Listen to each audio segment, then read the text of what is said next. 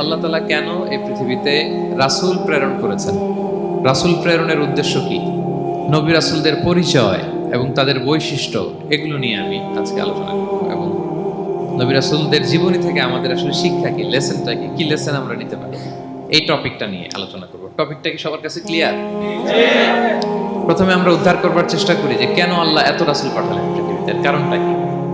এর উত্তরটা আল্লাহ তাআলা খুব চমৎকার ভাবে সূরা নিসার 165 নম্বর আয়াতে আলোকপাত করেছেন। যে আয়াতটা দিয়ে আমি আলোচনা শুরু করছি, আল্লাহ তাআলা বলছেন, রুসুলান মুবাশশিরিন ওয়া মুনজিরিন লিআল্লা ইয়াকুনা লিন-নাসি আলাল্লাহি হুজ্জাতুন বা'দা রুসুল ওয়া কানা আল্লাহু আজিজান হাকীমা। অর্থাৎ আমি রাসূলগণকে সুসংবাদদাতা এবং সতর্ককারী রূপে পৃথিবীতে প্রেরণ করেছি। আমি আবারও বলছি, আল্লাহ বলেন আমি এই পৃথিবীতে রাসূলদেরকে সুসংবাদদাতা এবং সতর্ককারী রূপে পৃথিবীতে প্রেরণ করেছি, যাতে করে রাসূল আগমনের পরে আল্লাহর বিরুদ্ধে মানুষের আর কোনো অজুহাত না থাকে। ওয়াকান আল্লাহু আজিজান হাকীমা, আর আল্লাহ তাআলা তিনি হচ্ছেন পরাক্রমশালী এবং মহাপ্রজ্ঞাময়। তাহলে উদ্দেশ্য আল্লাহ তাআলা ক্লিয়ার করলেন, কেন তিনি রাসূল পাঠালেন, যাতে মানুষের অজুহাত না থাকে। আল্লাহ তাআলা যদি রাসূল পৃথিবীতে বাণীবাহক হিসেবে প্রেরণ না করতেন, মানুষরা বলতো আল্লাহ আখিরাত বলে যে একটা কথা আছে, এটা তো আমি বুঝি নাই। আল্লাহ মৃত্যুর পরে যে আবার জীবিত হইতে হবে, এটা তো আমি শুনি নাই। আল্লাহ এই পৃথিবীতে আমি কি কি করেছি তার পাই টু পাই তোমার সুপ্রিম কোর্টের কাঠগড়ায় দাঁড়িয়ে যে বিচারের সম্মুখীন হতে হবে, কেউ তো আমার কোনোদিন বলে নাই।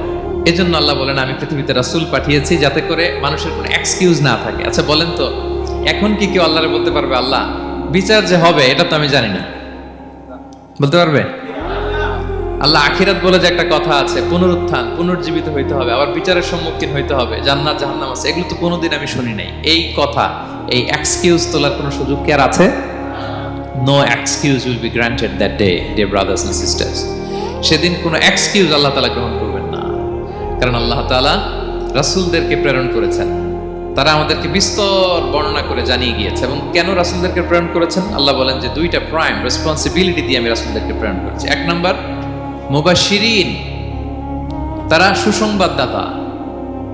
তারা আমাদেরকে জানিয়েছে এই পৃথিবীতে যদি আমরা ভালো কাজ করি, এক আল্লাহর ইবাদত করি, কারো হক নষ্ট না করি, তাহলে আমরা জান্নাতে যেতে পারবো। জান্নাতের সুসংবাদ তারা দেন। They are the bearer of glad tidings, they are the bearer of paradise. তারা জান্নাতের সুসংবাদ। রাসূলদের দুই নাম্বার প্রাইম রেসপন্সিবিলিটি হচ্ছে মুনজিরিন, তারা সতর্ককারী। তারা আমাদেরকে এই মর্মে সতর্ক করেছেন যে এই পৃথিবীতে যদি আল্লাহর ইবাদত না করে শিরক করো, বিদআত করো, এই পৃথিবীর বুকে যদি ফাসাদ করো, যদি সীমা লঙ্ঘন করো, যদি অন্যের অধিকার নষ্ট করো, তাহলে তোমাদেরকে জাহান্নামের আযাব ভোগ করতে হবে, ঠিক কিনা? তাহলে দুইটা প্রাইম রেসপন্সিবিলিটি। রাসূলরা হচ্ছেন মুবাশশিরিন, সুসংবাদদাতা, জান্নাতের সুসংবাদ দিয়েছেন। তারা ভালো কাজ করলে জান্নাতে যাওয়া যাবে। পাশাপাশি তারা হচ্ছেন সতর্ককারী। কিসের সতর্ককারী? জাহান্নামের ব্যাপারে সতর্ককারী। এই পৃথিবীতে ফাসাদ করলে, আল্লাহ তাআলার অবাধ্য হলে জাহান্নামে যেতে হবে। এবং রাসূল পাঠানোর মধ্য দিয়ে আল্লাহ তাআলা এক্সকিউজ দেওয়ার সুযোগ বন্ধ করে দিয়েছেন। কোনো এক্সকিউজ আর দেয়া চলবে না। তাহলে পৃথিবীতে কেন আল্লাহ তাআলা রাসূল পাঠালেন, এই পয়েন্টটা কি সবার কাছে ক্লিয়ার? আচ্ছা ক্লিয়ার, আমরা সামনের দিকে এগোই। এরপর আল্লাহ তাআলা বলেছেন এই পৃথিবীতে যত জাতি গোষ্ঠী আছে, সব জাতির কাছে আমি রাসূল পাঠিয়েছি। ওয়া ইম মিন উম্মাতিন ইল্লা খালা ফিহা নাযীর। যত জাতি, যত নেশন এই পৃথিবীতে এসেছে, সব জাতিকে সতর্ক করবার জন্য, ইনস্ট্রাক্ট করবার জন্য, গাইড করবার জন্য আমি রাসূল পাঠিয়েছি। এমন কোন জাতি নাই যে জাতির মধ্যে আল্লাহ রাসূল পাঠায় নাই, সবাই রাসূল পেয়েছেন। এবং মজার ব্যাপার হচ্ছে they are the chosen and selected personality by Allah subhanahu wa ta'ala. রাসূলরা হচ্ছেন আল্লাহ তাআলার পক্ষ থেকে chosen এবং সিলেক্টেড। রাসূলদেরকে সিলেক্ট করেছে কে? আল্লাহ। তিনি বলেন ওয়া ইন্নাহুম ইনদানা লামিনাল মুস্তাফাইনাল আখিয়ার। নবীরা হচ্ছে আমার কাছে মনোনীত, আমি তাদেরকে মনোনীত করেছি এবং তারা হচ্ছে সর্বশ্রেষ্ঠ মানুষ। তার মানে এই আয়াত থেকে বোঝা গেল নবীরা সিলেক্টেড, তারা ইলেক্টেড না। ইলেকশন করে নবী হওয়া যায় না, নবী সিলেক্টেডের মাধ্যমে হইতে হয়, সিলেকশনের মাধ্যমে। আর সিলেক্ট করেন কে? চুজ করেন কে? ইলেকশন করে নবী হওয়া যায়? আমরা পৃথিবীর সবাই মিলে যদি ভোট দেই যে আল্লাহ আমরা সবাই ভোট দিলাম, এই হচ্ছে রাসূল, তাকে রাসূল হিসেবে আপনি কবুল করেন, হবে? ইলেকশনে ভোট দিলে আমাদের সাথে যদি ম্যানকাইন্ডের সাথে জিন কাইন্ডও যুক্ত হয়, জিনেরাও যদি বলে আল্লাহ আমরাও আছি, আমরাও দিলাম একটা করে ভোট, হবে রাসূল হবে? ফেরেশতারাও যদি যুক্ত হয়, ফেরেশতারাও যদি বলে, মানুষও ভোট দিল, জিনেরাও দিল, ফেরেশতারাও দিল, প্রত্যেকে একটা করেই দিল, ধরেন প্রত্যেকের ভোট গণনা করার পরে দেখা গেল বিশাল ভোট কাউন্ট হয়েছে। এখন তাদের এই ভোটের উপর ভিত্তি করে রাসূল হবে কেউ? হবে? কারণ নবী ইলেকশনে হওয়া যায় না, নবী হয় সিলেকশনে। আর সিলেক্ট করেন কে? আল্লাহু ইয়ালামু হাইসু ইয়াজআলু রিসালাতাহু। কাকে রাসূল বানাবেন, কাকে তিনি নবী হিসেবে অ্যাপয়েন্ট করবেন, এটা তিনিই জানেন। শুধুমাত্র কেবলমাত্র একমাত্র আল্লাহ তাআলা solely এটাকে কন্ট্রোল করেন। কেউ চাইলে কারো ভোটে, কারো ইলেকশনে নবী হওয়া যায় না। নবীরা হচ্ছেন সিলেক্টেড, চুজেন পার্সোনালিটি বাই আল্লাহ সুবহানাহু ওয়া তাআলা। তাহলে নবীরা নির্বাচিত নন, ওনারা মনোনীত। নবীরা কি নির্বাচিত? নবীরা মনোনীত। এখন কতজন নবী রাসূল আল্লাহ তাআলা পাঠিয়েছেন? আল্লাহ তাআলা সুস্পষ্ট করে জানাননি কতজন। কিছু কিছু হাদিস থেকে পাওয়া যায় লক্ষাধিক রাসূল, নবী এবং রাসূল আল্লাহ তাআলা পৃথিবীতে পাঠিয়েছেন। কিন্তু কোরআন আল কারিমে এই লক্ষাধিক নবী রাসূলের সবার কথা আল্লাহ তাআলা আমাদেরকে শোনাননি। আল্লাহ তাআলা মাত্র 25 জন রাসূলের কথা আমাদেরকে শুনিয়েছেন। কতজন? 25 জনের কথা আল্লাহ তাআলা শুধু আমাদেরকে বলেছেন, বাকিদের কথা বলেন নাই। কতটুকু আমাদের বলা দরকার এটা আমাদের চেয়ে ভালো জানেন কে? আল্লাহ ভালো জানেন। আল্লাহ তাআলা ভালো জানেন কতটুকু আমাদেরকে জানাতে হবে। যত রাসূল তিনি পাঠিয়েছেন, যত নবী পাঠিয়েছেন, সবার কথা যদি আল্লাহ কোরআনে বলতেন, তাহলে কোরআন কি মাত্র 611 পৃষ্ঠার একটা বই হতো? 10 খণ্ড, 15 খণ্ড, 20 খণ্ড। তখন আমরা হাফেজ হতে পারতাম? হ্যাঁ, আমরা হাফেজ তরিকুল ইসলাম পাইতাম তখন? হ্যাঁ, তাকরিম পাইতাম? তখন তো হাফেজ হওয়া যেত না। এটা যদি 15 খণ্ড, 20 খণ্ডের বিশাল ভলিউম হয়, হাফেজ হওয়া যেত না। এই জন্য আল্লাহ তাআলা সব নবীদের কথা আমাদেরকে শোনায় নাই, মাত্র 25 জন নবীর কথা কোরআনে আল্লাহ শুনিয়েছেন। কতজন? আল্লাহ বলেন রুসুলান কদ কসাসনাহুম আলাইকা মিন ক্বাবলু ওয়া রুসুলান লাম নাকসুসহুম আলাইক। নবী হে, অনেক রাসূলের কথা আপনাকে শুনিয়েছি, আবার অনেক রাসূলের কথা আমি শোনাই নাই। যাদের কথা শোনানোর প্রয়োজন মনে করেছি তাদের কথাই আমি শুনিয়েছি। তাহলে আমরা বুঝলাম কোরআনে বর্ণিত হয়েছে কয়জন নবী রাসূলের নাম? সবাই বলবেন আওয়াজ করে, কয়জন? 25 জন। এবং এই 25 জন নবীর মধ্য থেকে 6 জনের নামে আল্লাহ 6টা সূরা ডেডিকেট করেছেন কোরআনে। 6টা সূরা উৎসর্গ করেছেন। সূরা ইউনুস, সূরা ইউসুফ, সূরা ইব্রাহিম, সূরা মুহাম্মদ, সূরা নূহ, সূরা হুদ। 6 জন নবী। কয়জন নবী? 6 নবীর নামে আল্লাহ তাআলা 6টা সূরা ডেডিকেট করেছেন। এবং এই যত নবী আল্লাহ তাআলা পাঠিয়েছেন, সব নবীর উপর ঈমান আনা আবশ্যক। হ্যাঁ, it's compulsory to believe in every messenger sent by Allah subhanahu wa ta'ala to validate our faith. আমাদের ঈমানটাকে প্রিজার্ভ করার জন্য সব নবীর উপর আমাদের ঈমান আনতে হবে, সব নবী।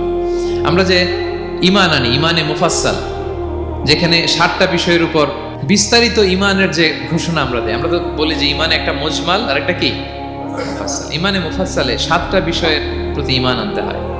আমানতু বিল্লাহি ওয়া মালাইকাতিহি ওয়া কুতুবিহি, তারপরে ওয়া রুসুলিহি, পাইছেন?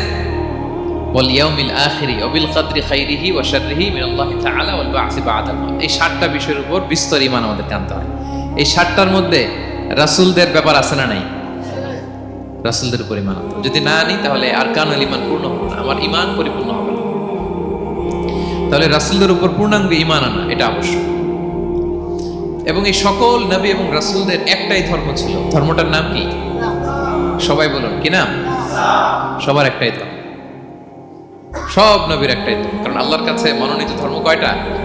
একটা। ইন্নাদ দীনা ইনদাল্লাহিল ইসলাম। আল্লাহর কাছে মনোনীত একটাই ধর্ম, সেটা হচ্ছে ইসলাম।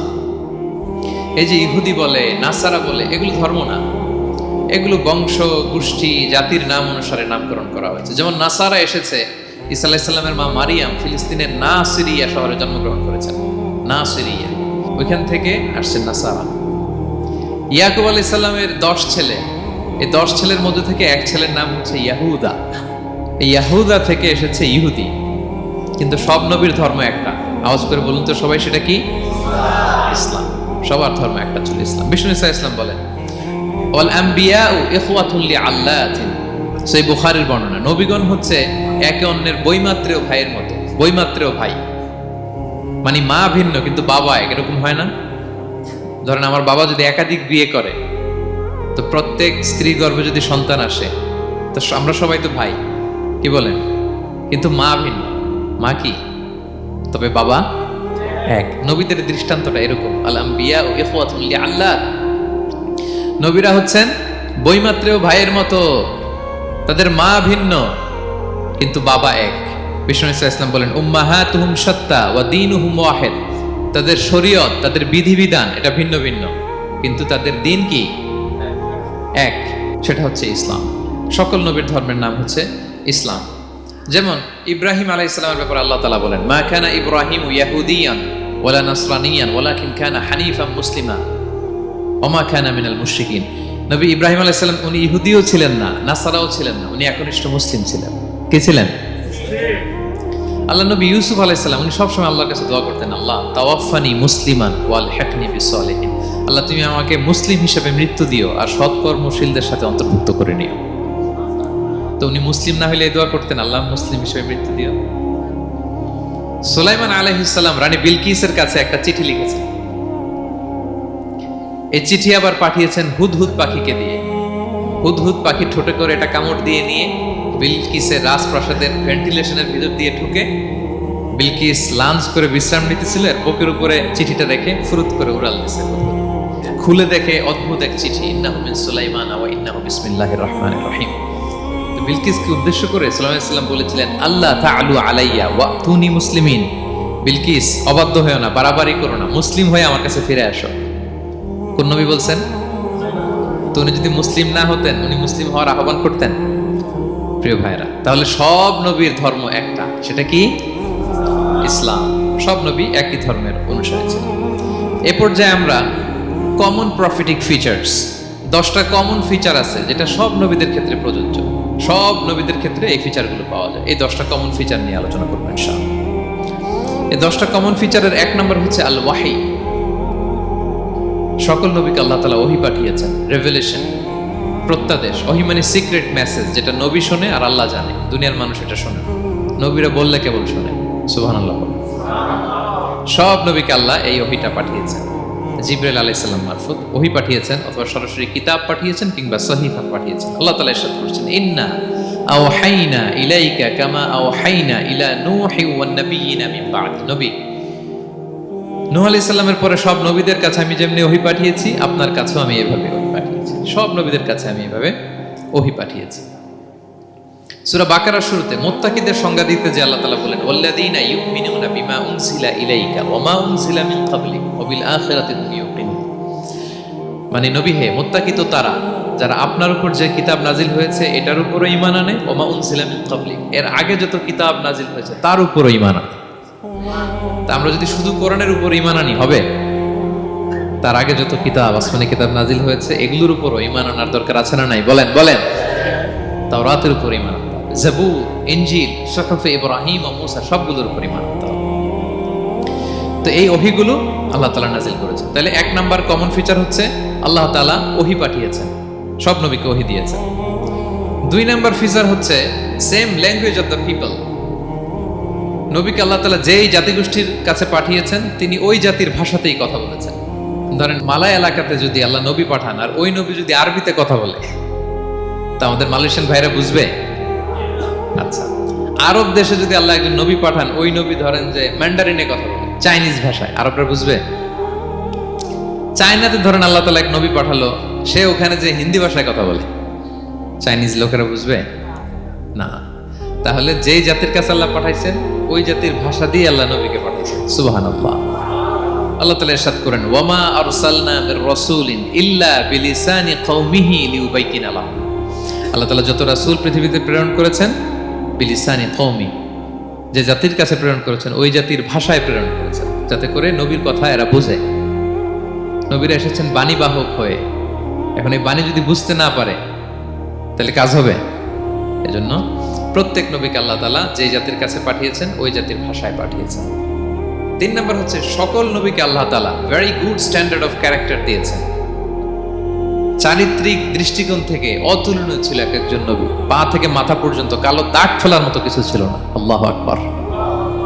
মাসুম ছিলেন। আহলুস সুন্নাহ ওয়াল জামাআর আকীদা হচ্ছে প্রত্যেক নবী ছিলেন মাসুম, কোনো গুনাহ করেন নাই, নিষ্পাপ প্রতিটা নবী। সর্বোত্তম চরিত্র দিয়ে আল্লাহ তাআলা, অনুপম চরিত্র দিয়ে আল্লাহ তাআলা তাদেরকে পাঠিয়েছেন। আল্লাহ তাআলা বলেন, ওয়া ইন্নাকা লাআলা খুলুকিন আযীম, and verily you are on a very good standard of character. নবী হে, আপনি চমৎকার একটা ক্যারেক্টারের উপর প্রতিষ্ঠিত। আপনার আচরণের মতো, ক্যারেক্টারের মতো আচরণ অতুলনীয়, পৃথিবীতে দ্বিতীয়টা খুঁজে পাওয়া যায় না, ঠিক কিনা? কারণ নবীরা যদি মডেল হন, তাদের আচরণ যদি ভালো না হয়, তাহলে মানুষ কি তাদেরকে গ্রহণ করবে? মানুষ তো তাদের কাছ থেকে শিখবে, জানবে। তাই জন্য তাদের আচরণ চমৎকার হওয়ার দরকার আছে না নাই? চমৎকার আচরণ, চমৎকার চারিত্রিক মাধুর্য দিয়ে আল্লাহ তাআলা পৃথিবীতে এক একজন নবীকে প্রেরণ করেছেন। সব নবীরা ভেরি গুড স্ট্যান্ডার্ড অফ ক্যারেক্টারের অধিকারী ছিল। 4 নম্বর হচ্ছে, প্রত্যেক নবীকে আল্লাহ তাআলা মিরাকেল দিয়েছেন, মানে মুআজিজা, as a proof of their prophethood. তাদের নবুয়তির প্রমাণ হিসেবে আল্লাহ তাআলা তাদেরকে মিরাকেল দিয়েছেন, মুআজিজা। যেমন সালেহ আলাইহিস সালামকে আল্লাহ তাআলা মুআজিজা দিয়েছিলেন। তার জাতির কাছে যখন তিনি দাওয়াত দিলেন, তারা বলল, সালেহ তুমি যে নবী এটা আমরা বুঝবো কি করে? এক শর্তে আমরা তোমার উপর ঈমান আনতে পারি।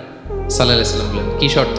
বলতেছে, এই যে পাহাড় দেখো, এই পাহাড়ের ভেতর থেকে যদি একটা উট বের করো, 10 মাসের গর্ভবতী একটা উটটা বেরোবে, বেরোয় বাচ্চা দিবে, সাথে সাথে আমরা উটের দুধ দহন করে খাবো, এরপর আমরা ঈমান আনবো। চিন্তা করছেন কত শর্ত? পাহাড়ের ভেতর থেকে কি বের করে দেখাইতে হবে? উট। উনি আল্লাহর কাছে দোয়া করলেন, আল্লাহ বললেন কবুল, তবে কথা না শুনলে কিন্তু খবর আছে। বলছে ঈমান আনবে, ঈমান না আনলে কিন্তু খবর আছে। উনি দোয়া করলেন, আল্লাহ কবুল করলেন। পাহাড় বিদীর্ণ হয়ে একটা বিশাল আকৃতির উট বের হয়ে আসলো, 10 মাসের গর্ভবতী উট। মুহূর্তে এটা ডেলিভারি করলো একটা উটের বাচ্চা, এবং দুধ দিতে আরম্ভ করলো, ওলান ভর্তি দুধ। সবাই পেট ভরে দুধ খেলো। খাওয়ার পরে কয়, তুমি জাদুকর। খাওয়ার পরে সাল্লাল্লাহু আলাইহি সাল্লাম কি বলে? ইউ আর এ ম্যাজিশিয়ান, তুমি জাদুকর, তুমি তো বড় ভেলকিবাজ সালেহ, তুমি পাহাড়ের ভিতরে ভেলকি ঢুকাই দিছো। আল্লাহ তাআলা তাদেরকে একটা সাউন্ড গ্রেনেড, প্রচন্ড শব্দ তরঙ্গ দিয়ে ধ্বংস করে দিলেন। কানের পর্দা ফেটে সবগুলো লাশ হয়ে জমিনে পড়ে রইল।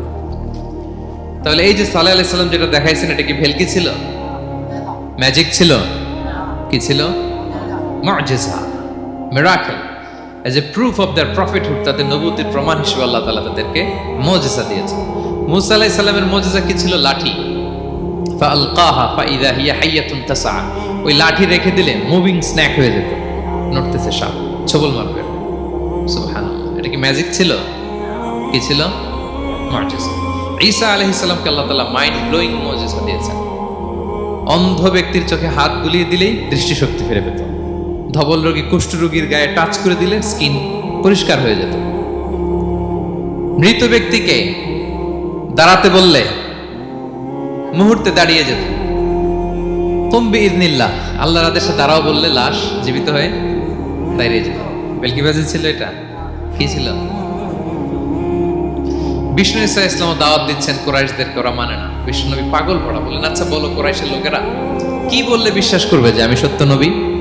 কি বললে বিশ্বাস করবে? তারা বলল, মুহাম্মদ ওই যে আকাশের চাঁদ, এটার 2 ভাগ করে দেখাইতে বললে বিশ্বাস করবো তুমি সত্য নবী। কি আবদার দেখছেন? হ্যাঁ, নবীদেরকে পেয়ে মামুর বাড়ির আবদার নিয়ে আসছিল এক এক জাতিগোষ্ঠী। বলে, মুহাম্মদ আকাশের জলজলে চাঁদটাকে যদি তুমি 2 ভাগ করে দেখাতে পারো, তবেই বুঝবে তুমি নবী। বিষ্ণু ঈসা ইসলাম আল্লাহর কাছে দোয়া করলেন, আল্লাহ বলেন, ঠিক আছে। ইখতারাবাতিস সাআতু ওয়ানশাক্কাল কমার ওয়া ইয়ারাউ আয়াতান ইয়ারিদু ওয়া ইয়াকুলু সিহরুম মুস্তামির। বিষ্ণু নবী সাব্বাবা, এই আঙ্গুলের নাম কি? ইবহাম, সাব্বাবা, ওয়ুসতা, বিংসার, খিনসার। হ্যাঁ, আমরা ইংরেজি নাম ঠিকই জানি, আরবিটা জানি না। ইবহাম, সাব্বাবা, ওয়ুসতা, বিংসার, খিনসার। বিষ্ণু সাব্বাবা আঙ্গুলি উঠালেন, এটা শাহাদাত আঙ্গুলি বলে, আসলে সাব্বাবা আরবিতে। তো বিষ্ণুনবী এভাবে আল্লাহর নাম নিয়ে চাঁদের দিকে ইঙ্গিত করলেন, মুহূর্তে আকাশের জ্যোৎস্না বিলানো চাঁদটা 2 ভাগ হয়ে গেল। কুরাইশরা দেখে তো অবাক। বিষ্ণু বললেন, এবার কথা অনুযায়ী ঈমান আনো। বলে, Muhammad you are a magician. Muhammad তুমি বড্ড বড় জাদুকর, তুমি চাঁদের মধ্যে জাদু লাগাই ফেলছো। নাউযুবিল্লাহি মিন যালিক। তাহলে আল্লাহ তাআলা age a proof of their prophethood, তাদের নবুয়তির প্রমাণ হিসেবে প্রত্যেক নবীকে কি দিয়েছেন? মুআজিজা দিয়েছেন, সব নবীকে দিয়েছেন। 5 নাম্বার, সকল নবীর দাওয়াতি মিশন এক ছিল, একই মিশন নিয়ে নবীরা পৃথিবীতে এসেছেন। সেটা কি? তাওহীদ, রিসালাত, আখিরাত। আমার সাথে সাথে বলেন, তাওহীদ, রিসালাত, আখিরাত। তাওহীদ, রিসালাত, আখিরাত। এই তিনটা বুনিয়াদী শিক্ষা দিতে নবীরা এসেছে। তাওহীদ মানে ওয়াননেস অফ গড, আল্লাহ যে এক, সব নবী প্রচার করেছেন। রিসালাত মানে তারা যে বার্তাবাহক হিসেবে এসেছেন তাদের কথা মানতে হবে, এটার দাওয়াত দিয়েছেন। আখিরাত মানে হচ্ছে মৃত্যুর পরেও যে একটা জীবন আছে, সেই জীবনের ব্যাপারে প্রত্যেক রাসূলরা কি করেছেন? দাওয়াত দিয়েছেন। এবং কোন নবীর কথার সাথে আরেক নবীর কথার গরমিল পাওয়া যায় না, অমিল হয়নি।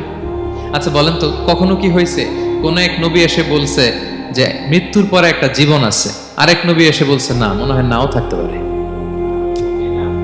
বলছে? এক নবী এসে বলছে আমাদের স্রষ্টা আল্লাহ তাআলা তিনি একজন, আরেকজন বলছে না একজন না, 2-3 জন হইতে পারে। এক নবী এসে বলছে ভালো করলে জান্নাত, খারাপ করলে জাহান্নাম, আরেক নবী এসে বলছে না, জান্নাত জাহান্নাম বলতে কিছু নাই। হইছে? হইছে? কোন নবীর কথার সাথে কোন নবীর কথার কোনো বৈপরীত্য নাই, কারণ প্রত্যেক নবীরা মন গড়া কিছু বলতেন না। ওমা ইয়ান্তিকু আনিল হাওয়া ইন হুয়া ইল্লা ওয়াহয়ুন ইউহা। নবীরা কথা বলতেন একটা হেডকোয়ার্টার থেকে তথ্য পেয়ে। ওই হেডকোয়ার্টারটা কার? আল্লাহ। ওই হেডকোয়ার্টার থেকে যে ইনফরমেশন আসতো সেটার আলোকে নবীরা কথা বলতেন, বানিয়ে কিছু বলতেন। সব নবীরা দাওয়াত দিয়েছেন, ইয়া কওমি ইবুদুল্লাহ মা লাকুম মিন ইলাহিন গায়রু।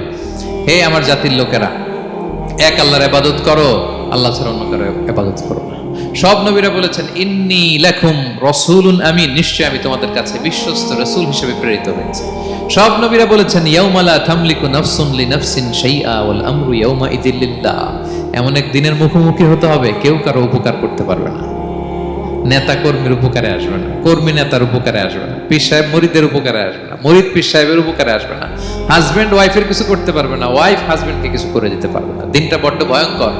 সব নবীর এই তিনটা দাওয়াত দিয়েছেন, তাওহীদ, রিসালাত, আখিরাত। তার মানে সব নবীর দাওয়াতি মিশন এক, এক অভিন্ন দাওয়াতি মিশন নিয়ে তারা পৃথিবীতে এসেছেন। 6 নাম্বার, এই পৃথিবীতে যত রাসূল এসেছে, নবী এসেছে, তারা প্রত্যেকে মানুষ ছিলেন। কি ছিলেন? নাকি জিন ছিল? ফেরেশতা? প্রেরিত সব নবীরা কি ছিল?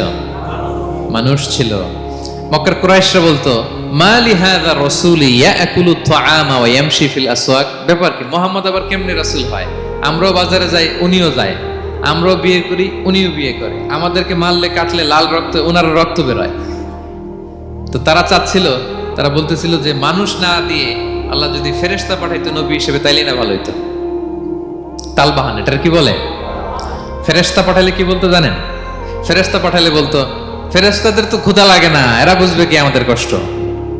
ফেরেশতাদের তো জৈবিক চাহিদা নাই, এরা কেমনে বুঝবে? ফেরেশতাদের তো খারাপ কাজ করার প্রবণতা, টেন্ডেন্সিই নাই। আমাদের যে কষ্ট, দুঃখ, ফিলিং, সেটা তো ফেরেশতারা বুঝে না। ফেরেশতারা কেমনে আমাদের নবী হয়? এটা বলতো, ঠিক কিনা? তালবাহানা বলে কেমন রাসূল, আমরা যা করি তাই করে। আল্লাহ বলেন সব নবীকে আমি মানুষ হিসেবে প্রেরণ করেছি। বিষ্ণু ইসলাম বলেন ইন্নামা আনা বাশারুম মিসলুকুম, নিশ্চয় আমি তোমাদের মতোই মানুষ। তোমাদের মতোই কি মানুষ? তবে পার্থক্য হচ্ছে ইউহা ইলাইয়া, আমার কাছে ওহী আসে, প্রত্যাদেশ আছে আল্লাহ তাআলার পক্ষ থেকে। তাহলে 6 নাম্বার যেই কমন ফিচার আমরা জানলাম, আল্লাহর পাঠানো সবগুলো নবী এবং রাসূল তারা কি ছিলেন? সবাই বলুন, তারা কি ছিলেন? মানুষ ছিলেন। 7 নম্বর কমন ফিচার হচ্ছে আল্লাহর পাঠানো সব নবী এবং রাসূলরা ওনারা পুরুষ ছিলেন। কি ছিলেন? কোন নবী কি নারী ছিল বলেন তো? হ্যাঁ, নারী নবী আছে? নাই। নবী হওয়ার জন্য ম্যাসকুলিনিটি শর্ত, পুরুষ হওয়া শর্ত। কারণ নবীকে অনেক বড় বড় জিনিসের নেতৃত্ব দিতে হবে, মাঝে মাঝে মিলিটারি তৈরি করতে হবে, লিডারশিপ লাগবে, যুদ্ধ পরিচালনা করতে হবে। নারীদের পক্ষে এটা সম্ভব? কঠিন। আমাদের বোনদের অনেক ধরনের দুর্বলতা আছে, তাদের মাসে কিছুদিন তারা আল্লাহর আদেশে অসুস্থ থাকে, ঠিক কিনা? পিরিয়ড তাদের চলে, ওই সময় সালাত পড়তে পারে না, অনেক প্রতিবন্ধকতা তাদের আছে। বাচ্চা যদি ধারণ করে পেটে 9 মাস, ওনারা অসুস্থ। শেষের মাসগুলোতে তো কঠিন, জটিল অবস্থা। বাচ্চা ডেলিভারির পরেও 40 দিন ব্লিডিং আছে না নাই? তাহলে অনেক ধরনের জটিলতা আল্লাহ তাআলা ওনাদের দিয়েছেন। এজন্য আল্লাহ তাআলা নবুয়তের যে নবুয়তের গুরু দায়িত্ব, এটার জন্য আল্লাহ তাআলা পুরুষদেরকে সিলেক্ট করেছেন। আলহামদুলিল্লাহ। তাহলে যত নবী এবং রাসূল পৃথিবীতে এসেছিল ওনারা পুরুষ ছিল। আল্লাহ বলেন ওয়ামা আরসালনা মিন ক্বাবলিকা ইল্লা রিজালান নূহি ইলাইহিম, নবী হে মুহাম্মদ আপনার আগে যত নবী এবং রাসূলকে আমি পৃথিবীতে প্রেরণ করেছি তাদেরকে পুরুষ হিসেবে প্রেরণ করেছি, কোনো নারীকে আমি নবুয়তের মর্যাদা দেইনি। 8 নাম্বার, প্রত্যেক নবীকে আল্লাহ তাআলা একটা গ্রুমিং, একটা ট্রেনিং সেশনের মধ্য দিয়ে নিয়েছেন। সেটা কি? সেটা হচ্ছে সবাইকে আল্লাহ তাআলা শেফার্ড হিসেবে কাজ দিয়েছিলেন, রাখাল হিসেবে। পৃথিবীর সব নবীরা ছাগল চড়াতেন, সব, আদম আলাইহিস সালাম থেকে শুরু করে বিষ্ণু ইসা ইসলাম পর্যন্ত। সুবহানাল্লাহ পড়বেন না? বিষ্ণু ইসা ইসলাম বলেন মা বাআসাল্লাহু নাবিয়্যান ইল্লা রাআল গানাম, আল্লাহ এমন কোন নবী পাঠায় নাই যেই নবী ছাগল চড়ায় নাই, সব নবী। সাহাবারা অবাক হয়ে বললেন ওয়া আনতা ইয়া রাসূলুল্লাহ, হে নবী আপনিও ছাগল চড়িয়েছেন? বিষ্ণু বললেন হ্যাঁ, আমি তো অল্প কিছু পারিশ্রমিকের বিনিময়ে মক্কার লোকদের ছাগল চড়িয়ে দিতাম। সুবহানাল্লাহ। কেন সব নবীকে দিয়ে আল্লাহ ছাগল চড়ালেন? এই ট্রেনিং সেশন, গ্রুমিং সেশন কেন? কারণ ছাগলকে একসাথে বসানো কঠিন। ছাগল একটু কি বলে, একটু টেরা টাইপের প্রাণী, কথা শুনতে চায় না। ধরেন যে সারা সপ্তাহ আপনি খুব ব্যস্ত, একদিন সুযোগ পাইছেন সপ্তাহে যে আজকে আমি ফ্রি আছি, যাই পুকুরে যে আমিও গোসল করি, ছাগলটারও গোসল করাই। এটা ধরে যদি এখন পুকুরের দিকে টান দেন কি করবে? পা দুইটা এমন শক্ত করে মাটিতে ধরে রাখবে, আপনি যত টানবেন ওর ঘাড়ের চামড়া ছিঁড়ে যাচ্ছে, তারপরেও আসে না। এরপর ছাগলগুলোর একসাথে রাখা কঠিন, একটা নেচে ওদিকে যায়, আরেকটা লাফ দেয় এদিকে, আরেকটা ওইদিকে। এদেরকে যদি কেউ একত্রিত করতে পারে তাহলে এই জাতিকে, মানব জাতিকে একত্রিত করা তার জন্য একেবারে সহজ, পানি ভাত, ঠিক কিনা? এজন্য আল্লাহ এই মানব গোষ্ঠীর উপর লিডারশিপ কায়েমের আগে ছাগল চড়িয়েছেন। এবং যারা মরুভূমিতে ছাগল চড়ায়, যে শেফার্ডগুলো, যেই রাখালগুলো, তাদের অনেক শক্তিশালী হইতে হয়। গায়ে শক্তি না থাকলে ছাগল চড়ানো যায় না, কিন্তু লাঠি নিয়ে হই হই করে পিছনে দৌড়াইতে হয়, নেকড়ের ছোবল থেকে ছাগলগুলোকে রক্ষা করতে হয়, বাঘ নেকড়ে এগুলো থেকে বাঁচাইতে হয়। তার মানে এটা করার মধ্য দিয়ে এই জাতিকে কিভাবে জাহান্নামের আগুন থেকে বাঁচাবে নবীদের ওই ট্রেনিং হয়ে যায়। সুবহানাল্লাহ। ছাগলের দিক ওদিক দৌড়াতে থাকে, এদেরকে যেমনি একত্রিত করতে হবে, নবীদের কাজও হচ্ছে মানব গোষ্ঠীকে ইউনাইটেড করা, একত্রিত করা। এজন্য আল্লাহ তাআলা মা বাআসাল্লাহু নাবিয়্যান ইল্লা রাআল গানাম, এই পৃথিবীতে এমন কোন নবী পাঠান নাই যেই নবীকে দিয়ে আল্লাহ তাআলা ছাগল চড়ান নাই। সব নবীর মধ্যে এটা কমন। 8 নম্বর পয়েন্ট। 9 নম্বর পয়েন্ট হচ্ছে enmity from their own people. যত নবী দাওয়াত নিয়ে আসছে তারা চ্যালেঞ্জের মুখোমুখি হয়েছেন, শত্রুতার মুখোমুখি হয়েছেন। কেউ ওনাদের জন্য রেড কার্পেট রিসেপশন দেয় নাই। নবীদের পথ ছিল বড় পিচ্ছিল, এটা কুসুমাস্তীর্ণ ছিল না, কণ্টকাকীর্ণ। কেউই সহজে মেনে নেয় নাই। দাওয়াত দিছে তো রিজেক্ট, সবাই প্রত্যাখ্যান করেছে, সবাই প্রত্যাখ্যান করেছে। এটা কমন ছিল, প্রত্যেক নবীকে এটা মুখোমুখি হতে হয়েছে। Mockery, vulgarism, operation, mental torture, physical torture and what not, সব ধরনের। ইভেন অনেক নবীকে হত্যা করা হয়েছে দিনের দাওয়াতের কারণে। বনি ইসরায়েলের লোকেরা তাদের নিজেদের 70,000 নবীকে নিজেরা হত্যা করেছে। এমনকি আমার নবী বিশ্বনবী মুহাম্মদ রাসূলুল্লাহ সাল্লাল্লাহু আলাইহি ওয়াসাল্লামকে হত্যার ষড়যন্ত্র করা হয়েছিল। আল্লাহ তাআলা দয়া করে বিশ্বনবীকে হিজরতের ব্যবস্থা করে দিয়ে প্রাণে বাঁচিয়েছেন, মক্কা থেকে মদিনাতে পাঠিয়ে দিয়েছেন। তাহলে এই পথ বড় কঠিন ছিল, নবীদের পথ, সব নবীর জন্য, এক্সেপ্ট সুলাইমান এবং দাউদ আলাইহিস সালাম, তাদের কথা ভিন্ন। এছাড়া সব নবীরা এই সংগ্রাম, এই বিরোধিতা, এই শত্রুতা, এই জেলাসি, এগুলোর মুখোমুখি হয়েছে পৃথিবীর সকল নবীরা, সকল নবীরা। বিষ্ণু ইসা ইসলাম ঘুমাতে পারে নাই একটা রাত শান্তিতে। বিষ্ণুর বায়োগ্রাফি যদি আপনি পড়েন, জীবনে যদি পড়ে দেখেন, প্রত্যেকটা নবীর জীবনে এই কষ্টকর মুহূর্তগুলো ছিল। শত্রুতা সব নবীকে পোহাতে হয়েছে।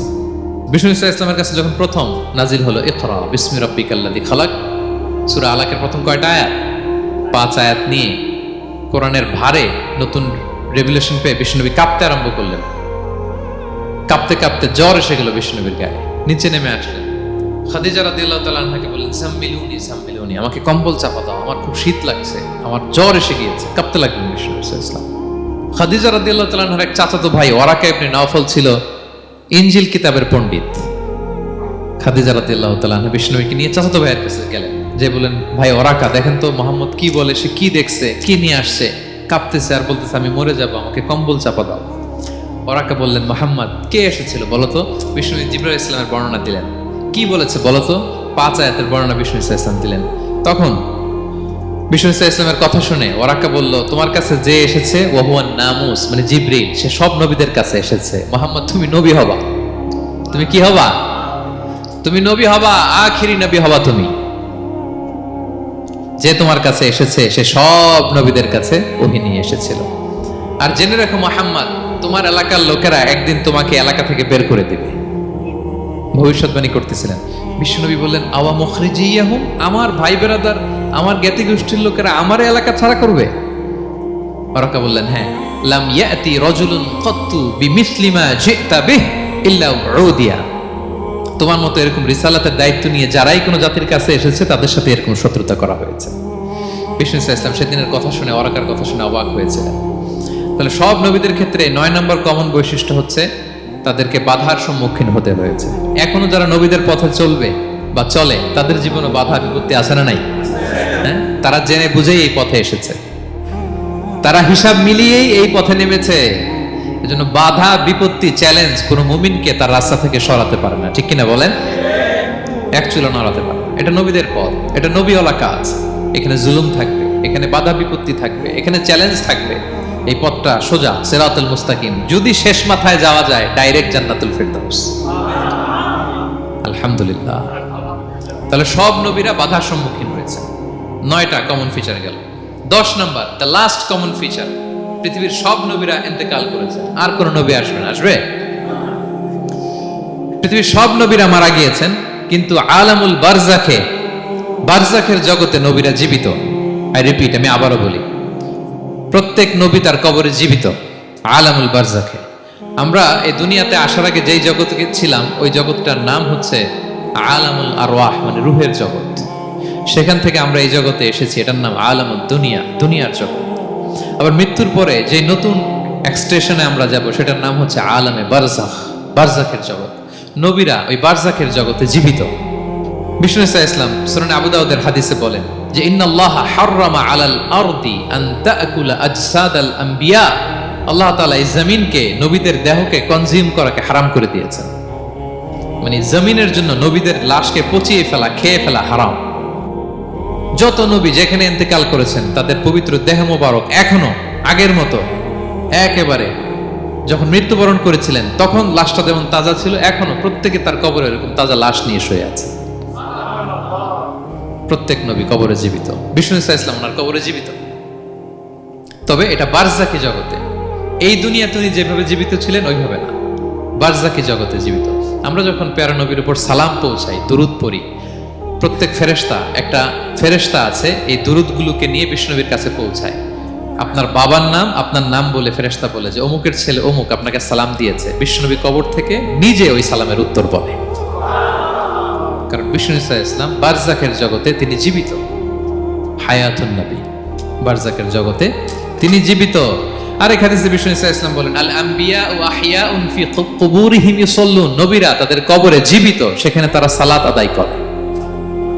নবীরা তাদের কবরে কি করে? সালাত আদায় করে।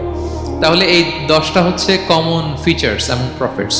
সব নবীদের মধ্যে এই বিষয়গুলো পাওয়া যায়। সর্বশেষ পয়েন্ট হচ্ছে lessons from the life of the prophets. এত নবী রাসূল যে আল্লাহ তাআলা আমাদের হেদায়েতের জন্য পাঠালেন, তাদের জীবনী থেকে আমাদের জন্য শিক্ষা কি, লেসন কি, এটা জানার দরকার আছে না নাই? বলেন, কি লেসন আমরা নিব? অনেক লেসন আছে। আমি সংক্ষিপ্ত পরিসরে 2-1টা বলি। আমি আমার মিজানুর রহমান আজহারি ভেরিফাইড ইউটিউব চ্যানেলে প্রফেট সিরিজ নামে একটা সিরিজ করেছি, 25 পর্বের। কোরআনে কয়জন নবীর নাম উল্লেখ হয়েছে? আর আমার চ্যানেলে কয় পর্ব? তার মানে 25 জন নবীর ব্যাপারে আমি ওয়েল ডকুমেন্টেড ম্যানারে একাডেমিকলি আলোচনা করেছি। আপনারা শুনবেন, আপনাদের জন্যই করেছি, শুনবেন আপনারা। এবছর 21শে বইমেলায় আপনারা শুনেছেন আমার একটা বই প্রকাশিত হয়েছে। বইয়ের নাম হচ্ছে জেগে ওঠো আবার। এটা আমি নিজে লিখেছি। আরেকটা বই 6 খণ্ডের আমি সম্পাদনা করেছি, সেটা হচ্ছে ছোটদের নবী রাসূল। বইটার নাম কি? ছোটদের নবী রাসূল। সত্যায়ন প্রকাশন থেকে 6 পর্বের খুব চমৎকার গ্রাফিক্যাল ইউজার ইন্টারফেস দিয়ে আপনার সোনামণিরা, বাচ্চারা তারা জেনে যাবে যে তাদের আসল আইকন কারা, তাদের আসল সুপার হিরো কারা, তাদের অনুসরণীয় অনুকরণীয় ব্যক্তিত্ব হবে কারা। এই বইটা লিখতে সম্পাদনা করতে আমাদের অনেক চ্যালেঞ্জ আমরা ফেস করেছি, কারণ এটা আপনাদের জন্য লিখছি কাদের জন্য? বাচ্চাদের জন্য। আমি বাচ্চাদেরকে গল্প শোনাচ্ছি এরকম একটা ভাব নিয়ে লিখেছি। আমি বারবার ভেবেছি যে আমার ছোট্ট মেয়েটাকে যদি আমি শোনাই, ওকে বুঝাইলে ও কিভাবে বললে বুঝবে। গল্পের মতো করে খুব রস দিয়ে আনন্দ দিয়ে প্রতিটা বাক্য এভাবে সাজানো হয়েছে। 6 খণ্ডের ছোটদের নবী রাসূল সিরিজ, যদি সুযোগ হয় আপনারা সংগ্রহ করবেন। বড়দের নিয়েও আমরা নবী রাসূলদের উপর আমাদের সামনে কাজ আসবে, আমরা জানাবো। তো আজকের এই কায়েত ফাউন্ডেশন বাংলাদেশের এই প্রোগ্রামের সর্বশেষ যে পয়েন্টটা আপনাদের সামনে আমি উপস্থাপন করতে চাই, সেটা হচ্ছে lessons from the life of the prophets. নবী রাসূলদের জীবনী থেকে আমাদের জন্য কি শিক্ষা। 25 জন নবীকে কভার করা সম্ভব হবে না। আমি সেখান থেকে মাত্র 7 জন নবীর জীবনী থেকে 7টা শিক্ষা 7 মিনিটে বলে আমরা শেষ করে দেব ইনশাআল্লাহ বিইذنিল্লাহ। প্রথমে আমরা শুনবো সাইয়েদনা আদম আলাইহিস সালামের জীবনী থেকে শিক্ষা। পৃথিবীর প্রথম নবী কে ছিল বলেন তো? আদম আলাইহিস সালাম। আমরা যেমনি আমাদের শৈশব ছিল, কৈশোর ছিল, যৌবন, তারপর বার্ধক্যের দিকে যাচ্ছি, ওনার কিরকম ছিল? আদম আলাইহিস সালামের শৈশব ছিল না? ছিল? কৈশোর ছিল? কনফিউশনে পড়ে গেছে। ছিল না। মজার ব্যাপার হচ্ছে ওনার শৈশব কৈশোর ছিল না, ওনাকে আল্লাহ সৃষ্টি করতে যুবক করে সৃষ্টি করছে। সুবহানাল্লাহ, তো আসতে কেন? সৃষ্টি করতেই যুবক, 60 হাত লম্বা। কয় হাত? 60 হাত লম্বা করে তৈরি করছেন আদম আলাইহিস সালামকে। আপনারাও যারা জান্নাতে যাবেন 60 হাত লম্বা হয়ে ঢুকবেন, 33 বছরের যুবক হয়ে ঢুকবেন। 80 বছর বয়সে মারা গেল, কত বছর বয়সে ঢুকবেন? গালে কোনো দাড়ি থাকবে না। এই দুনিয়ায় দাড়ি রেখে নেন, ওখানে দাড়ি ছাড়া উঠবেন একেবারে কোনো জুরদা মুর্দা ও আবনা ও সালাসাম ওয়া সালাসিন। 33 বছরের তাগড়া ইয়াং সুপারস্টার হয়ে জান্নাতে ঢুকবো আমরা। তো আদম আলাইহিস সালামকে আল্লাহ প্রথম নবী করে পৃথিবীতে পাঠালেন। ওনাকে জান্নাতে সব খাইতে বললেন যে সব খাও, একটা গাছের কাছে যেও না। কিন্তু শয়তান সে তার মিশন নিয়ে আসে। সে আদম আলাইহিস সালামকে ভুলভাল বোঝালো, আদম আর হাওয়াকে, যে একটা কাজ করো, আল্লাহ তাআলা তোমাকে না করছে কেন জানো? আল্লাহ তো চায় না তুমি জান্নাতে থাকো, আল্লাহ চায় তোমাদেরকে দুনিয়াতে পাঠাই দিবে। তো তুমি যদি ওই গাছের ফল খেয়ে ফেলো, আল্লাহ আর দুনিয়াতে পাঠাতে পারবে না। কিন্তু আল্লাহ চায় তোমাদেরকে কই পাঠাবে? কিন্তু যদি গাছের ফল খেয়ে ফেলো আর পাঠাইতে পারবে না। এজন্য আল্লাহ নিষেধ করছে গাছের ফল খায় না। চিন্তা করছেন? উল্টা, পুরো উল্টোটা বুঝাইছে। তো ভুল করে সাইয়েদনা আদম আলাইহিস সালাম হাওয়া আলাইহিস সালাম খেয়ে ফেলছেন এই ফল। খাওয়ার পরেই আল্লাহ তাআলা পাঠিয়ে দিলেন পৃথিবীতে, যাও জমিনে যাও, এই জান্নাতে আর থাকা যাচ্ছে না। কাঁদতে আরম্ভ করলেন আদম আর হাওয়া আলাইহিস সালাম। কাঁদতে কাঁদতে অনুতপ্ত হয়ে আল্লাহর কাছে দোয়া করলেন। তো পুরো আদম আলাইহিস সালামের জিন্দেগির সবচেয়ে বড় শিক্ষা হচ্ছে রিপেন্টেন্স, অনুতপ্ত হওয়া। কি হওয়া? অনুতপ্ত হওয়া।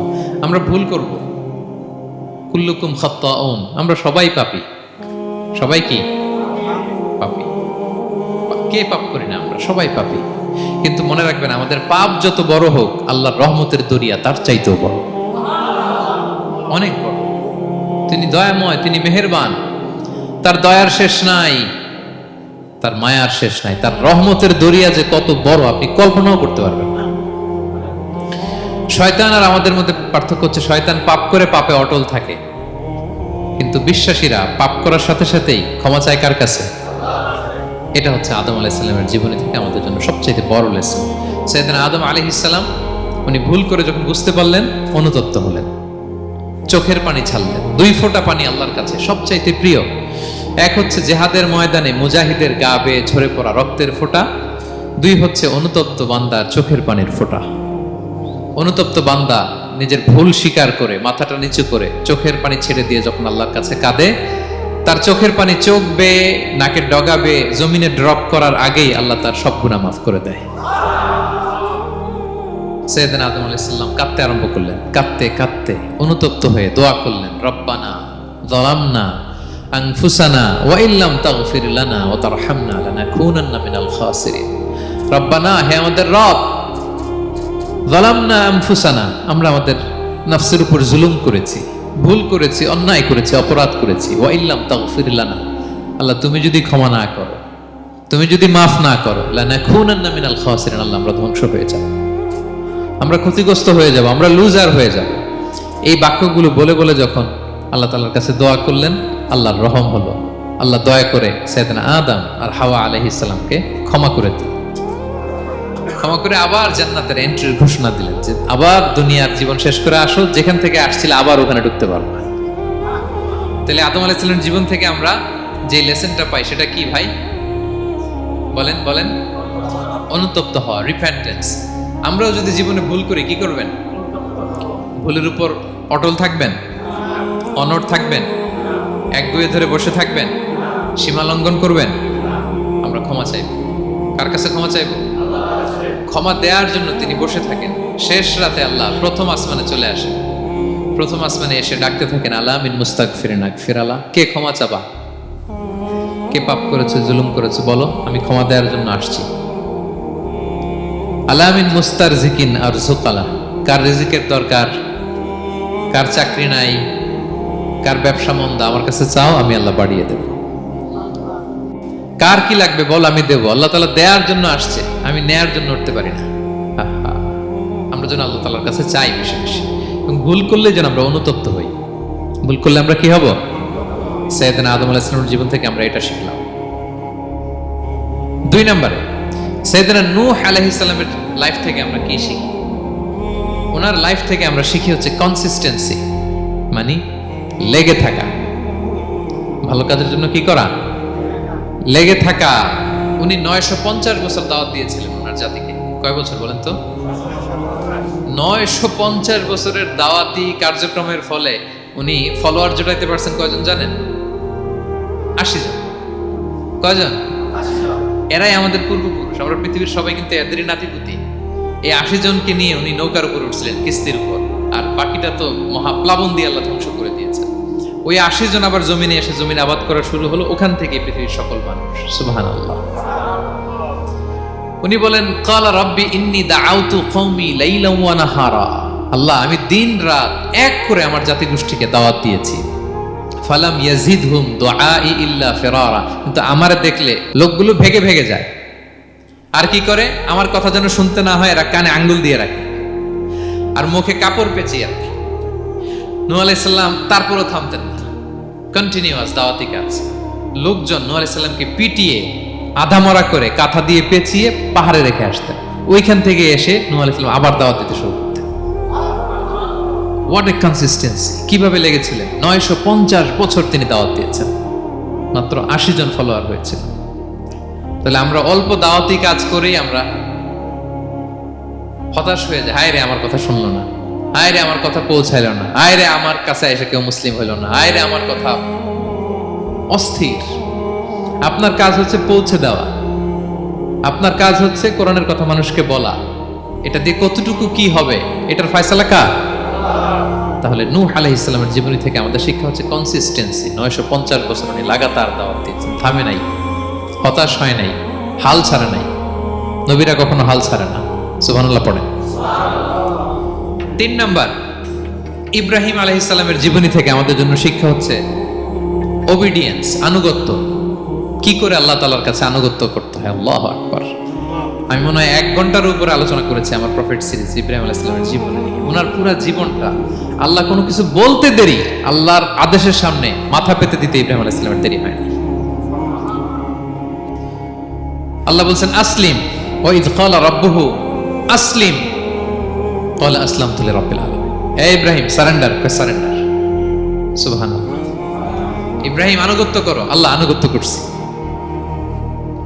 ওনার সন্তান হয় না, 86 বছর বয়সে একটা সন্তান দিলেন আল্লাহ তাআলা। আমাদের এখানে কার বয়স কত? সর্বোচ্চ বয়স কত আছি আমরা? এদিকে 60 বছরের উপর তো কেউ নাই, ঠিক কিনা? 86 বছর বয়সে আল্লাহ সন্তান দিয়েছেন, ইসমাঈল আলাইহিস সালাম। কত বছর বয়সে? সন্তানটা আদরের নাকি? হ্যাঁ, আদরের না?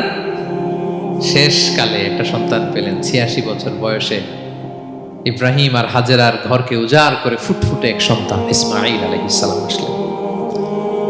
ভালোবাসা, আদর যেন ঠিকরে পড়ে, এত গদগদ ভালোবাসা। এবার বললেন, যাও হাজেরা আর দুধের সন্তান ইসমাইলকে মরুভূমিতে ফেলে দিয়ে আস। বলতে দেরি, রেখে আসতে দেরি নেই। এটাই হচ্ছে ইব্রাহিম আলাইহিস সালামের আনুগত্য। দুধুমরু প্রান্তরে হাজেরা আর ইসমাইল আলাইহিস সালামকে রেখে আসলেন, চলে আসলেন। বুকটা ফেটে চৌচির। 86 বছর বয়স একটা দুধ সন্তান পেলাম, দুধের বাচ্চা, আমার স্ত্রী সহ মরুভূমিতে রেখে আসলাম। রেখে আবার থাকাও যাবে না, যাও তুমি ফিলিস্তিনে, এরা থাকবে মক্কায় মরুভূমির মাঝখানে। পরে আল্লাহ জুরহুম কওমের মাধ্যমে এদেরকে পানি, জামজাম অনেক কিছু দিলেন। লম্বা ঘটনার দিকে যাচ্ছে।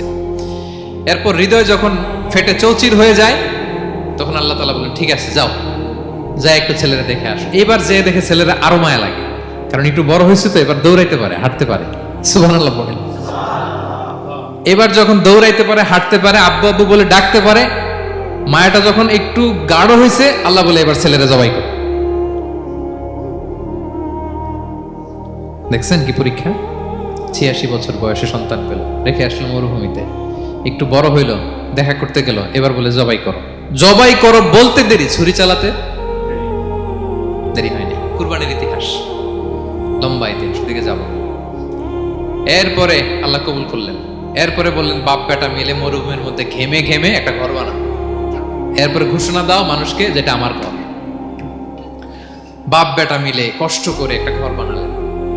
এবার বললেন আজান দাও, ঘোষণা দাও, সবাই যেন এখানে আসে। আল্লাহ কারে ঘোষণা দিবে? কেউ তো নাই। বলতেছে তুমি ঘোষণা দাও, এই ঘোষণার শব্দ পৃথিবীর সব মানুষের কর্ণকুহরে আমি আল্লাহ নিজ দায়িত্বে পৌঁছে দেব। আমরা যারা রুহের জগতেও তখনও ছিলাম, যারা লাব্বাইক বলতে পেরেছি, তাদের ঠিকই নসিবে ওই কাবা ঘর জিয়ারতের নসিব হয়ে যাবে। উনি ঘোষণা দিলেন, দেখেন কেউ নাই, ধুধুমরু প্রান্তর। আজকের মক্কাকে কল্পনা করেন তো কি অবস্থা। এই রমজানের লাস্ট 10 ডেজ অফ রমাদান আপনি জায়গা পাবেন? হজের চেয়েও বেশি মানুষ। কিভাবে আল্লাহ কবুল করেছেন, কিভাবে আনুগত্য, সাবমিসিভনেস, নিজেকে আল্লাহর কাছে পুরো সুপর্দ করা, এর নমুনা সাইয়েদনা ইব্রাহিম আলাইহিস সালাম পেশ করেছেন। তাহলে সংক্ষিপ্ত কথা হচ্ছে, আল্লাহ নবী ইব্রাহিম আলাইহিস সালামের জীবনী থেকে আমাদের জন্য শিক্ষা হচ্ছে অবিডিয়েন্স, আনুগত্য। কিভাবে আল্লাহর আদেশের সামনে মাথা পেতে দিতে হয়। পারা যাবে তো? হ্যাঁ, ওই ইব্রাহিম আলাইহিস সালামের রক্ত আমাদের দেহে বহমান। আমরাও নবী ইব্রাহিমের উত্তরসূরি। নবী ইব্রাহিমের আলাইহিস সালামের মতো আমরাও ইসলামের জন্য জীবন বিলিয়ে দেওয়ার দরকার আছে না নাই? বলেন বলেন। শক্ত পদে আমাদেরকেও এরকম স্যাক্রিফাইসের মেন্টালিটি অর্জন করতে হবে। অবিডিয়েন্স, আনুগত্যের শিক্ষা আমরা নবী ইব্রাহিম আলাইহিস সালামের কাছ থেকে পাই। 4 নম্বর, ইয়াকুব আলাইহিস সালাম, ওনার জীবনী থেকে শিক্ষা হচ্ছে পেশেন্স, ধৈর্য। আমাদের অনেকের ধৈর্য নাই, আমরা অস্থির, অল্পতে ধৈর্য হারাই ফেলি। ধৈর্য এমন একটা গাছ, এই গাছের সারা গায়ে অনেক কাঁটা, কিন্তু এই গাছের ফল বড্ড মিষ্টি। ধৈর্য এমন একটা গাছ, গাছের সারা গায়ে কি, কিন্তু ফলটা। ইয়াকুব আলাইহিস সালামের কলিজার টুকরা ইউসুফ আলাইহিস সালামকে ভাইয়েরা মেরে আহত করে কুয়ায় ফেলে দিছে। কুয়া থেকে নিয়ে মিশরে বিক্রি করে দিছে।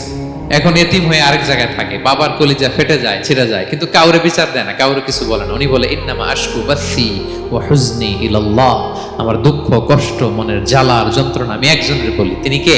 আল্লাহ। ধৈর্য ধারণ করলেন। প্রাপ্তবয়স্ক অবস্থায় ওনার ছেলে বানিয়ামিন, তাকেও হারালেন। আবার বলে আমি কাউরে বিচার দিই না, একজনের বলে, তিনি কে? এই 2 ছেলের শোকে কাঁদতে কাঁদতে অন্ধ হয়ে গেলেন। আল্লাহু আকবার। সাইয়েদনা ইয়াকুব আলাইহিস সালাম একবার ধৈর্য হারা হন নাই। তাহলে আল্লাহ নবী ইয়াকুব আলাইহিস সালামের জীবনী থেকে আমাদের জন্য শিক্ষা হচ্ছে পেশেন্স। বিপদে আমরা কি ধরবো? ধৈর্য ধারণ। 5 নম্বরে, ইউসুফ আলাইহিস সালামের জীবনী থেকে আমাদের শিক্ষা হচ্ছে he is the archetype of good character, উন্নত চরিত্রের মডেল। আমার যুবক ভাইয়েরা, কায়েদ ফাউন্ডেশন বাংলাদেশের আজকের ইফতার প্রোগ্রামে যুবক যারা এসছো, তোমাদের জন্য শিক্ষা আর্কিটাইপ অফ গুড ক্যারেক্টার, চরিত্র কিভাবে হেফাজত করতে হয়, এর মডেল, প্রেরণার বাতিঘর। তাগড়া যুবক, পৃথিবীর সবচাইতে সুন্দর পুরুষ ইউসুফ আলাইহিস সালাম। তাকে দেখে ওই সময়ের আরেক বিশ্ব সুন্দরী জুলাইখা প্রেমে মাতোয়ারা, গোপন কক্ষে নিয়ে প্রেম নিবেদন করেছে। বলেছে ইউসুফ কাক পক্ষে টের পাবে না। আল্লাহ নবী ইউসুফ আলাইহিস সালাম এটাকে প্রত্যাখ্যান করলেন। জোরাজুরি করলো, প্রত্যাখ্যান করলেন। মারধর করা হলো, প্রত্যাখ্যান করলেন। সবশেষে আলটিমেটাম দিল, যদি আমার কথা মতো না চলো জেলখানায় ভরবো। উনি বললেন ক্বালা রাব্বি সিজনু আহাব্বু ইলাইয়া মিম্মা ইয়াদউনানি ইলাই, আল্লাহ এই পাপের কাজের চেয়ে জেলখানায় আমার জন্য ভালো। বিনা অপরাধে, বিনা দোষে 1 যুগ মিথ্যা অপবাদে কারাবন্দী ছিলেন সাইয়েদনা ইউসুফ আলাইহিস সালাম। তারপরেও চরিত্রের ব্যাপারে 1 বিন্দু কম্প্রোমাইজ করেন। যুবক ভাইরা, চরিত্র বড় দামি সম্পদ। সম্পদ গেলে সম্পদ আসে, স্বাস্থ্য গেলে স্বাস্থ্য আসে, একবার চরিত্র নষ্ট হলে ওই চরিত্র আর ফিরে পাওয়া যায় না।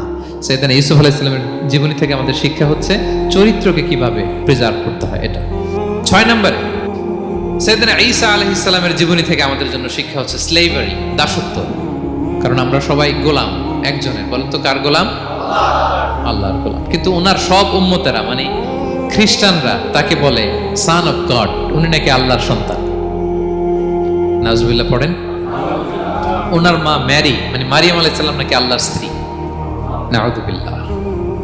কিন্তু উনি জন্মের পরেই দুধের শিশু মায়ের কোলে বসে একটা ছোট্ট ভাষণ দিয়েছিলেন, বলেছিলেন ইন্নী আব্দুল্লাহ আতানিয়াল কিতাবা ওয়া জাআলানি নাবিয়্যা।